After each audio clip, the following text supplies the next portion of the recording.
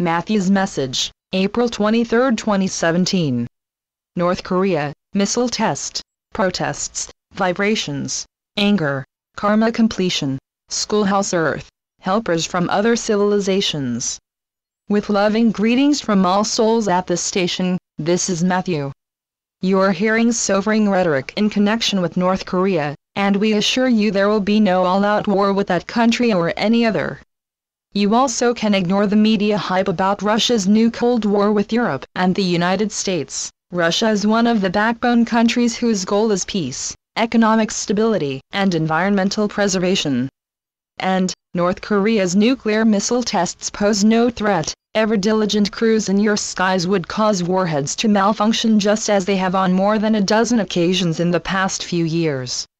Acting upon the recommendation of colleagues on the planet, one of the crews caused the recent explosion of a missile seconds after launching as a psychological setback for the testing program and a means whereby the tough talk could be de-escalated. Earth's energy field of potential indicates that dissatisfied citizens in numerous countries will initiate or continue anti-government protests, and combating terrorist groups will be necessary for a while longer. However, communication lines that will be opening will lessen and ultimately eliminate hostility between all enemies. Your compassion, sympathy, and prayers flow naturally for the many millions who are enduring life-threatening deprivation or other severe hardships, but please don't become caught up in the karmic drama that is playing itself out. Your steadfastness in the light is aiding and inspiring the peoples to co-create Earth's destiny as a peaceful world where all share in the abundance and live in harmony with nature. We have been asked if low vibrations of protesters' anger undermines their purpose, and the answer is, the purpose determines what vibrations are produced.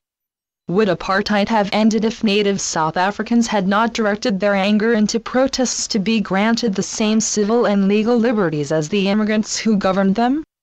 Would women's voices be heard through the ballot box if they hadn't turned their anger about being denied the same right as men into protests that gained them that right? Rarely is any unjustness corrected until the people who are adversely affected demand it, and anger can be an ally if action taken is on behalf of fairness and equitability. In short, when there is light in protesters' purpose, high vibrations are produced. When the purpose of a protesting group is to impose their ideologies upon people whose ideologies differ, low vibrations are produced in abundance. I can't get over my anger about something my partner of 3 years did several months ago. He doesn't understand how deeply it affected me and gets angry when I want to discuss it. I know anger has bad vibes and I don't want this to keep either of us from ascension. What can I do? Our response applies to everyone who is dealing with anger about any situation, and first we shall speak about this in the context of an intimate relationship. When anger becomes a prevailing emotion, the effects are twofold. The energy of anger permeates the relationship, and that energy's low vibrations are a barrier between the light and the consciousness and cellular structure, where light absorption is essential for ascension. It is time to consider that the relationship may no longer be serving the best interests of either person because the karmic union they chose in their soul contracts has been completed. During this unprecedented era with everything in the universe in acceleration mode, souls have the opportunity to wind up all third-density karma in one lifetime instead of many, and often anger is the motivator for a couple to part ways so both can move on to other chosen experiencing. When anger enters the relationship between parents and children or siblings, and is in accordance with their pre-birth agreement, it also provides growth opportunities for all. But again, completing that part of the agreement need not take years and years. If long-standing differences cannot be resolved, following strong intuitive feelings as to what is best for you is the wise course. Trusting intuition is part of soul evolvement, and that is the goal of every soul in every lifetime. Anger as an outgrowth of simmering dissatisfaction can be the signal that your soul is nudging your consciousness to make a change in the area that is evoking the sensation, perhaps a field of employment or particular job, professional affiliation, residence location, or a course of study.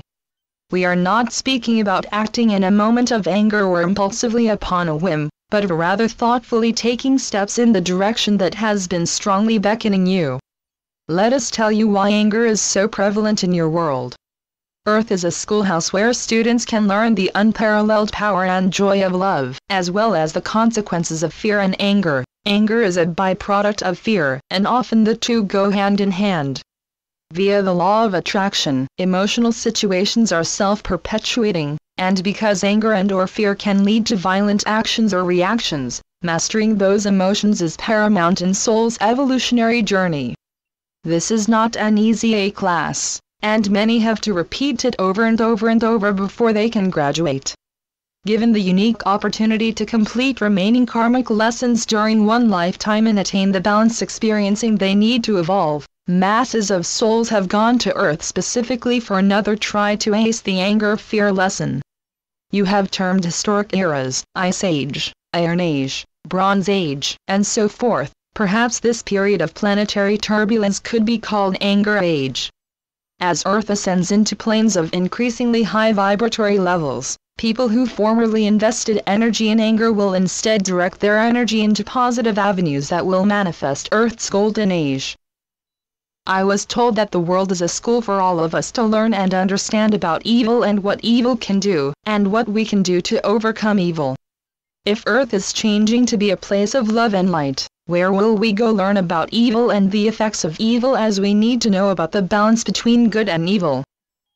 Indeed, Earth is a schoolhouse, as mentioned above, and of the multitude of such learning centers in this universe, Earth is known as one of the finest. That is why souls are so eager to embody there. Part of the process of your world becoming a place of love and light is individuals who indulge in evil doing can see how their acts affect others, in some cases, the world, and they can learn to overcome inclinations to act in those ways. Only those who master this lesson will go along with Earth as she continues her ascension journey.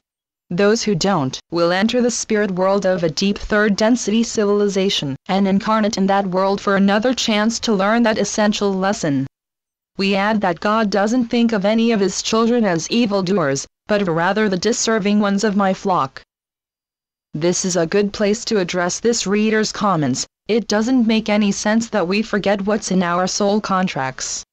It would be much more sensible to remember so we can make the right decisions and not have to repeat the same old karmic lessons until we get them right. We feel that nothing we could say would explain the reason for forgetting as clearly as what God told my mother when she talked with him about this many years ago. If all were absolutely known, if nothing required any independent thinking or decisions or activity, then why would there be any need for multiple experiencing? What would there be to learn? Why would life itself be necessary? We could just fast forward to the end, which is the beginning, and let all lives of all times reside at that initial point of being. Some channelers say we are in charge of our lives, but we have no control over nuclear radiation, chemicals and fertilizer, pesticides and food, GMOs, fracking, oil spills, destruction of forests, mandatory vaccinations, chemtrails and other pollution in the air and water, and all those toxic substances are damaging our health. To what extent are they affecting ascension? The toxins do have damaging effects on bodies, yours and Earth's and her animals, but they have no effect whatsoever on the planet's steady ascension course or anyone's ascension pathway. They cannot interfere with your advancing in spiritual and conscious awareness unless you believe they can. Remember, what you believe creates your reality. But let us ease your mind about those situations you mentioned. Universal family members living among you and crews in your skies are neutralizing or ameliorating the effects of nuclear radiation and toxins in all forms, and when the crews can join you and use their technologies more effectively on site, you'll be amazed and heartened at how quickly air, soil and water can be restored to purity. Readers who write to my mother usually refer to members of the civilizations who are helping you as ETs, and at times we also refer to them that way. It's shorter and we all understand who we mean, but please think of them as we do, as who they are, members of our universal family. All of us are inextricably connected at soul level, and in many cases these helpers are your ancestors. Family is the right way to think of them. Many of those who are living on the planet knew when they volunteered that they would encounter physical danger, financial hardship, unjust incarceration, serious health issues or disabilities, impugned professional credibility, the loss of loved ones, ostracism by family and friends who still are slumbering in unawareness. If you recognize yourself in any of those circumstances, you know that a light worker's life is not one of ease. Yet, you follow your heart and soul and continue helping Earth's peoples awaken so these members of our family can advance in their evolutionary journey just as you have. All light beings in this universe honor your invaluable service and support you with unconditional love. Love and peace. Channeled by Suzanne Ward. www.matthewbooks.com